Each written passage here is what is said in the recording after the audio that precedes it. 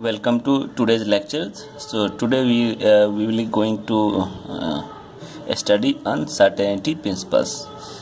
So in this principle is also called as a indeterminacy principles, and this principle is actually given by this scientist, German physicist, that is called Werner Heisenberg in 1927. तो इस principal से हम ये जानेंगे, ये समझेंगे कि Heisenberg ने ये प्रिंसिपल देने का क्या मतलब था, इसकी क्या सिग्निफिकेंस है, इसी को समझेंगे। का स्टेटमेंट उन्होंने स्टेटमेंट दिया था, क्या स्टेटमेंट था कि it is impossible to measure simultaneously the exact position and exact momentum of a body as small as electrons. तो यहाँ दो बातें हैं, there are two things entities, that is एक एग्जैक्ट पोजीशन है और एक exact momentum of the body है, कि बॉडी का पोजीशंस और मोमेंटम दोनों एग्जैक्टली, और एक और बात है साइमल्टेनियसली, हम दोनों एक साथ मेजर नहीं कर सकते हैं जब when condition is that when the body is as small as electron. जब कोई भी बॉडी इलेक्ट्रॉन्स के साइज का हो तो उस समय उस इलेक्ट्रॉन्स की पोजीशंस और मोमेंटम दोनों एक साथ हम मेजर कभी नहीं कर सकते हैं, या दोनों नहीं कर सकते हैं या दोनों एक साथ नहीं कर सकते हैं। तो ये उनका कहा था, और साथ में उसने मैथमेटिकली इक्वेशन भी दिया था, that is change in x, जो हमारा अनसर्टेनिटी है, एक्स हमारा डिस्टेंस है, तो उसके जो पोजीशंस है वो वेरिएबल है।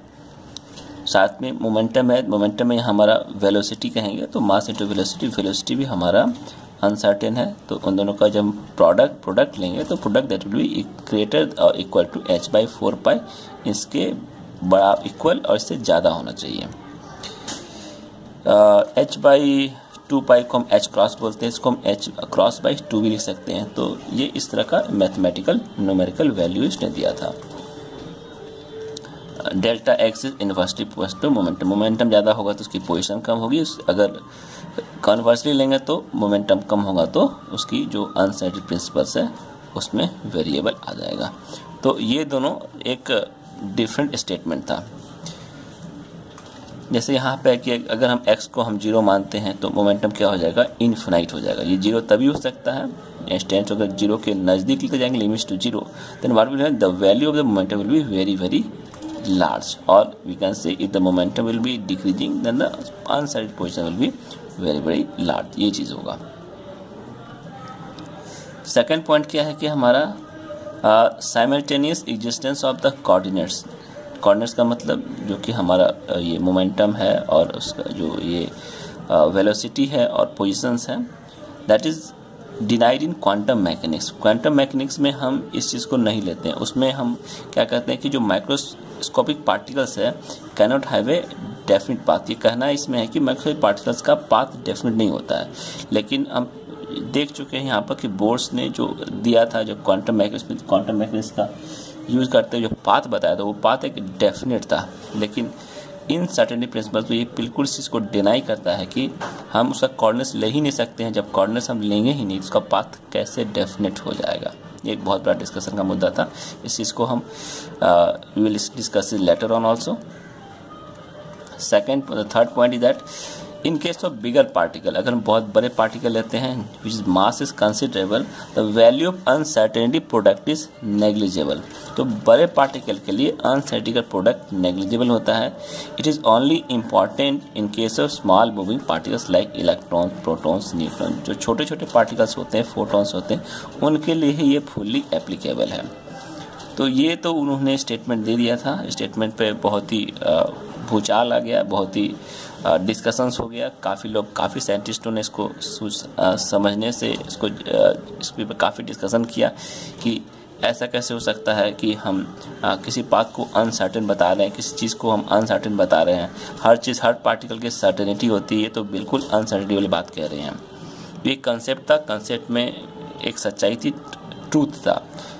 जैसे इलेक्ट्रॉन्स के लिए अगर हम बात करें तो delta x into delta v is greater than and equal to h/4πm। इसकी वैल्यू को हम पुट करके सॉल्व करेंगे तो हम जो हमारा जो इसकी जो वैल्यू निकलेगी वो आएगा हमारा, अगर हम मास को लेते हैं तो डेल्टा एक्स की वैल्यू की आती है 0.57 अर्ज सेकेंड पर ग्राम। तो ये एक सिग्निफिकेंट वैल्यू होती है। सिग्निफिकेंट करने का मतलब इस वैल्यू को हम समझ सकते हैं, सोच सकते हैं, इमेजिन कर सकते हैं कि हाँ ऐसा होगा। होने की पॉसिबिलिटी है इलेक्ट्रॉन के। लेकिन बड़े पार्टिकल को लेंगे तो ये हम नहीं कर पाएंगे, जैसे कि हम डी ब्रोगली वेवलेंथ के केस में के लेक्चर में हम एग्जाम्पल के साथ देख चुके थे। चलिए अब हाइजेनबर्ग अनसर्टेनिटी प्रिंसिपल्स को एक्सप्लेन करते हैं। ये किस तरह से ये जो हाइजेनबर्ग ने स्टेटमेंट दिया था वो किस तरह से एक कंट्रोवर्शियल था। ये हमारा इलेक्ट्रॉन का path, electron is moving in a circular path as per the Bohr's orbit, जो बोर्ड्स के जो पाथ हैं ऑर्बिट हैं या इलिप्टिकल पाथ लें जो भी लें, सोमरफेल्ड एक पाथ है जो कि डेफिनेट है। एक इलेक्ट्रॉन मूव करा और हम इस इलेक्ट्रॉन के पाथ इलेक्ट्रॉन एक पार्टिकल है तो उसके पार्टिकल को इसको समझने के लिए हम एक लाइट का यूज़ करेंगे। लाइट इस पार्टिकल को हीट करेगा, क्योंकि लाइट एक सोर्स है जो इस पार्टिकल्स की पोजीशन को बता सकता है। ये पोजीशन को तभी बताएगा जब पार्टिकल विजिबल होगा। कोई भी ऑब्जेक्ट विजिबल तब होता है जब हम इस लाइट को उसके ऊपर थ्रो करते हैं। तो लाइट को थ्रो करते हैं तो थ्रो करने से क्या होगा कि वो पार्टिकल भी विजिबल होता है। अगर वो विजिबल हो जाता है तो हम उसके पोजीशन और लोकेशन का दोनों पता कर लेते हैं। तो विजिबिलिटी के लिए कि हम एक पार्टिकुलर वेवलेंथ का लाइट को हम इसके ऊपर इंसिडेंट करेंगे। इंसिडेंट करने के बाद क्या होगा कि हमारा ये जो पार्टिकल रिफ्लेक्टेड लाइट होगा विजिबल तभी होगा जब वो एक इस विजिबल स्पेक्ट्रम के रेंज में आ जाएगा। लेकिन हुआ क्या, यहाँ कुछ और हो गया कि जैसे ही इस इंसिडेंट लाइट को इस इलेक्ट्रॉन के ऊपर में हीट किया तो ये जो हमारा लाइट था विजिबल तो हुआ लेकिन कई सारी प्रोबेबिलिटी के साथ विजुअल। उसका जो पाथ जो ऐसा होना चाहिए था वो पाथ ही पूरा चेंज हो गया। वो एक न्यू पाथ के साथ वो आगे बढ़ने लगा। तो ये एक चेंज हो गया। ऐसा क्यों चेंज हो गया अभी हम लोग देखेंगे। तो जैसे कि इलेक्ट्रॉन को हीट करने के बाद किसी फोटोन से उसका पाथ चेंज हो गया था। क्यों चेंज हो गया था? क्योंकि इलेक्ट्रॉन्स की जो साइज थी काफ़ी छोटी थी और हमने जो लाइट यूज़ किया था, बीम ऑफ लाइट जो इलेक्ट्रॉन पर हीट करने के लिए यूज किया था, उसका जो वेवलेंथ था वो भी काफ़ी छोटा था। तो दोनों छोटा होने की वजह से उसमें उसके पाथ को चेंज होना पड़ा, वो डिस्टर्ब हो गया। To measure the position as well as momentum of a moving electron, a light beam of short lambda is required. It's true. अगर उसके पोजिशन को जानना है, मोमेंटम को जानना है तो हमें लाइट बीम के शॉर्ट वेवलेंथ को यूज़ करना पड़ेगा, तभी हम पोजिशन जान सकते हैं। अगर हम बड़े वेवलेंथ वाली लाइट को यूज़ करेंगे तो हम पोजिशन को नहीं जान सकते हैं। जैसे एक चलती हुई ट्रेन है और एक चलती हुई ट्रेन है, अगर हमें उसे ट्रेन की पोजीशन जानना है तो हमें एक ऐसे लाइट के वेवलेंथ को थ्रो करना पड़ेगा जो कि उसकी स्पीड उस ट्रेन की स्पीड से ज़्यादा हो, प्लस जो उसका जो वेवलेंथ हो वो उसके ट्रेन के जो साइज है उसके वेवलेंथ से छोटा हो। तभी ऐसा हो सकता है, अभी हम देख सकते हैं। सिमिलरली ऐसे ही कंसेप्ट को लेते हुए इस पर यूज़ किया गया था।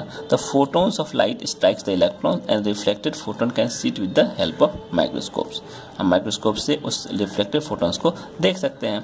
When the photon strikes the electrons the impact changes its position and velocity path both.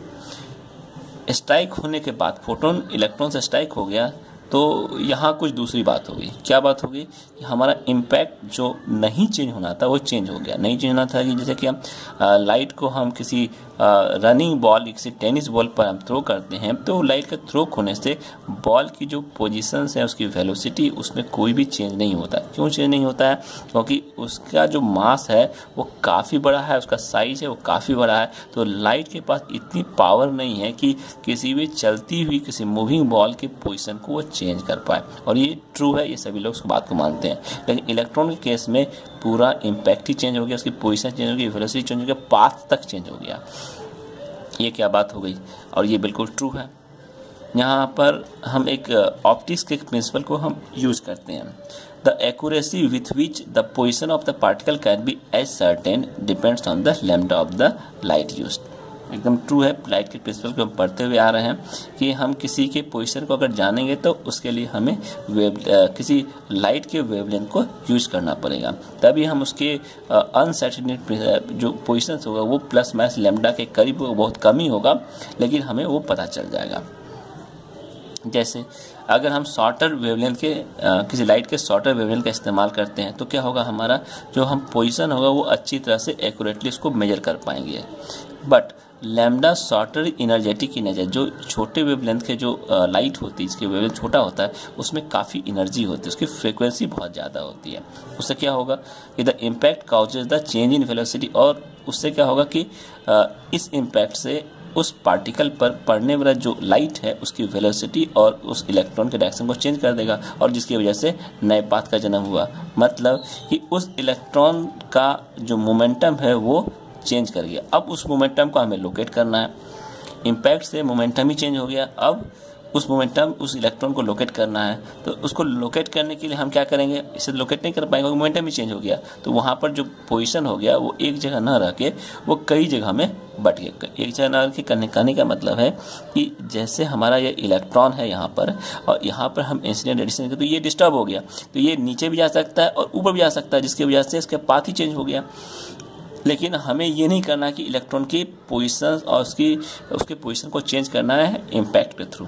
तो इम्पैक्ट ऐसा होना चाहिए कि इलेक्ट्रॉन की अपनी पोजीशन रह जाए।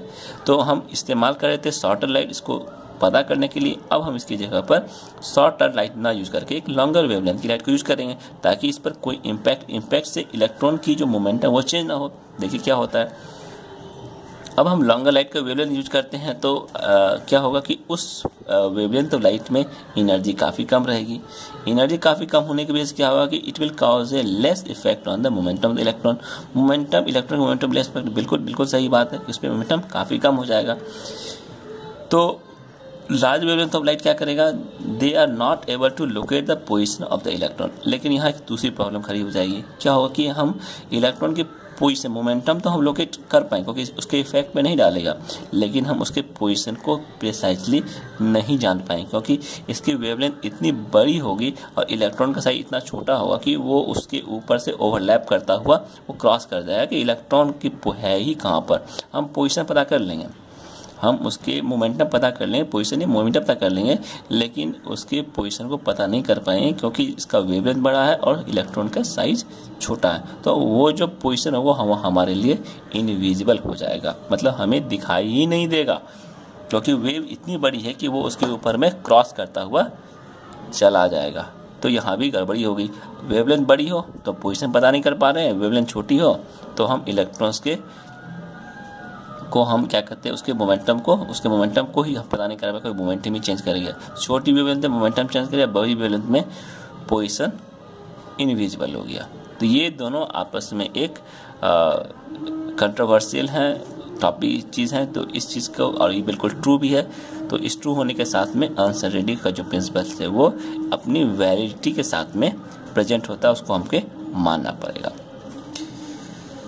Significance of uncertain daily life, हम इसको कुछ और एग्जांपल्स देखते हैं। इसका जो सिग्निफिकेंस है वो मैक्रोस्कोपिक वर्ल्ड के लिए तो बिल्कुल नहीं है, ये हम अभी देख चुके हैं, क्योंकि मैक्रोस्कोपिक वर्ल्ड में जो बड़े बड़े ऑब्जेक्ट होते हैं उसमें जो लाइट होती है, हम लाइट से जब पोजीशन और वेलोसिटी पता करते हैं वो आराम से पता कर लेते हैं। इसलिए क्या हुआ कि हम इस अनसर्टेनिटी की जो सिग्निफिकेंस है वो मैक्रोस्कोपिक वर्ल्ड के लिए बिल्कुल बेकार है। It is due to the fact that energy of the photon is insufficient to change the position of velocity। वो जो फोटोन की जो एनर्जी है, ना पोजीशन ना ही वेलोसिटी किसी मैक्रोस्कोपिक ऑब्जेक्ट की चेंज कर पाए। जैसे पहले बात चुके हैं कि प्लेग्राउंड में फ्लड लाइट से निकलता हुआ जो रेज है वो बॉल की पोजीशन को और वेलोसिटी को चेंज नहीं कर पाता। हम आराम से कोई भी आदमी बॉल को देख सकता है, उसकी पोजीशन को देख सकता है। आपने कई बार क्रिकेट मैच देखा होगा, तो उस क्रिकेट मैच में आपने बॉल की पोजीशन को आराम से देखा होगा कि वहाँ पर बॉल जा रही है, उसकी पाथ ऐसी है, आराम से हर चीज़ आप कैलकुलेट कर रहे हैं, वो ऐसे हाथ में गई। तो ये बिल्कुल सही बात है कि हम उसको देख सकते हैं। लेकिन अगर बॉल को अगर हम जो बॉल है, जो ऑब्जेक्ट उसके मोमेंटम देख रहे हैं, उसके पाथ को भी देख रहे हैं, है कि नहीं, क्योंकि हमारे पास जो लैम्डा वो इतना छोटा है उसको इग्नोर कर सकते हैं, और साथ में उसकी जो वेलोसिटी है बॉल की पोजीशन से उसको हम कैलकुलेट भी कर सकते हैं कि यार 7 जो कई सेकंड्स में जो 7th पोजीशन से, सपोज 7 सेकंड है तो 7 सेकंड में उसकी पोजीशन क्या होगी, उसकी वेलोसिटी क्या होगी, 10 सेकंड में उसकी पोजीशन क्या होगी, वेलोसिटी क्या होगी, मतलब कुछ भी हम कैलकुलेट कर सकते हैं। और हालांकि आप फिजिक्स में भी आप इस चीज़ को कैलकुलेट कर चुके होंगे। अगर हम एक मूविंग इलेक्ट्रॉन लेते हैं, जैसे वी टेक मूविंग इलेक्ट्रॉन्स जिसके पास वेव नेचर है, पार्टिकल नेचर है, दोनों नेचर बताता है डी ब्रॉगली वेवलेंथ के अनुसार से।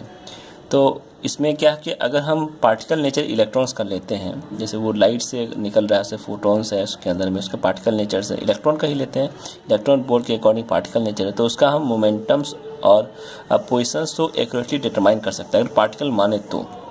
लेकिन अगर हम उसको वेव नेचर ले लेते हैं तो वेव नेचर में क्या होगा कि it is not possible to ascertain exact positions and velocity of electron more precisely at a given instant में हम क्या करेंगे, उसका पोजीशन और इलेक्ट्रॉन की जो वेलोसिटी होगी वो प्रिसाइजली नहीं पता चल पाएगी। अब क्वेश्चन है क्यों पता नहीं चल पाएगी, वेरी क्लियर है, क्योंकि जो इलेक्ट्रॉन जो हमारा है वह क्या है, आपका वेव नेचर है। और वेव की क्या खासियत होती है, क्या प्रॉपर्टी होती है कि वो पूरे स्पेस में वो फैलता जाता है। फैलने का मतलब है कि जैसे कि वेव है वो ऐसे फैलता है, ऐसे फैलता जाता है। जिससे आपने देखा होगा कि अगर हम किसी स्टोन को अगर पानी में फेंकें तो उसमें वेव बनता है और वेव कैसा प्रोपेगेट होते हुए वो आगे बढ़ता चला जाता है। इसी तरह भी इलेक्ट्रॉन अगर वेव बनाता है तो वो वेव फैलता चला जाता है स्पेस में, और उस फैलने के वजह से हम उसका एग्जैक्ट लोकेशन पता नहीं कर पाते। ये वेव की बहुत बड़ी ड्रॉबैक है, हम पोजीशन पता नहीं कर पाते वेव से, ये चीज़ है। अब ये जो दो बातें थी क्या कहते हैं जो वेव नेचर पार्टिकल नेचर्स में, तो ये दोनों एक अलग अलग घटनाक्रम में, अलग अलग घटनाक्रम का मतलब है कि एक थे मिस्टर लुइस डी ब्रॉगली जिन्होंने वेव पार्टिकल ड्यूअलिटी के प्रिंसिपल दिया, और दूसरे थे मिस्टर हेजनबर्ग अनसर्टेनिटी प्रिंसिपल। इनका प्रिंसिपल कुछ अलग था। तो ये दोनों थे टू स्कूल ऑफ थॉट्स, जो थॉट्स थे टू स्कूल ऑफ था, दोनों अलग अलग तरह के थॉट्स थे, और इनके थॉट से कोई भी मतलब नहीं था। कह सकते हैं कि the two are not interchangeable, हम उसको चेंज नहीं कर सकते हैं। ये इनका अलग थॉट्स था, इनका अलग थॉट्स था। तो ये थॉट क्या था कि जैसे wave particle duality it asserts that the any energy exhibits both particles and wave like behavior। True है, कोई पार्टिकल जो कि एनर्जी है, अगर उसके पास एनर्जी है तो उस एनर्जी को हम पार्टिकल से भी डिनोट कर सकते हैं, वेव से भी कर सकते हैं, जैसा कि हम पिछले लेक्चर्स में हम ड्यूअलिटी ऑफ रेडिएशन और मैटर में देख चुके हैं। और as a consequence what will happen in quantum mechanics, a particle cannot have both a definite position and momentum, और क्वांटम मैकेनिक्स में उस पार्टिकल की डेफिनिट पोजीशन और मोमेंटम नहीं होगी। एनर्जी वाइज हो सकती है लेकिन पोजीशन और मोमेंटम ये दोनों नहीं हो सकती है, जो कि अनसर्टेनिटी प्रिंसिपल्स में हेजनबर्ग ने इस चीज़ को काफ़ी गहराई से डीप थिंकिंग से सोचा था, और सोचने के बाद उसने इस चीज़ को डिस्क्राइब किया था, एक्सप्लेन किया था। That is, this limitation was described by Heisenberg was a natural phenomena and nothing to do with the limitation of the observational system। जो हम देख रहे हैं उस सिस्टम जो देख रहे हैं जो हमारा मैक्रोस्कोपिक सिस्टम है और जो माइक्रोस्कोपिक सिस्टम है, दोनों में ये फिनोमेना जो होता है अनसर्टेनिटी फिनोमेना वो बिल्कुल अलग अलग तरीके से काम करता है। ये भी उसी प्रिंसिपल काम करता है, ये भी एक अलग प्रिंसिपल काम करता है, लेकिन इसका प्रिंसिपल डिफरेंट है, इसका प्रिंसिपल डिफरेंट है। तो ये अनसर्टेनिटी बताता है और ये हमारा सर्टेनिटी बताता है। तो ये चीज़ थोड़ा सा एक दूसरे में कंट्रोवर्शियल है, तो इसके बारे में और हम डिस्कस करेंगे।